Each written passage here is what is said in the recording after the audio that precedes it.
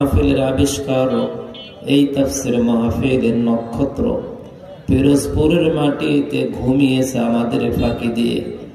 রব্বুল আলামিন তোমার বান্দা মরহুম আল্লামা সাইদি হুজুরের কবরটা জান্নাতুল ফেরদাউস দান করে দাও।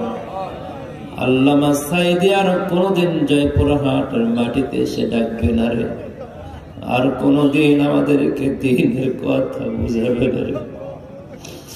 আয় আল্লাহ, আমাদের জীবনের শেষ আশা ছিল, হুজুরের একটাই আশা ছিল, এমপি মন্ত্রী হওয়া নয়, কোরআনের বাণী আবারও শোনাবে।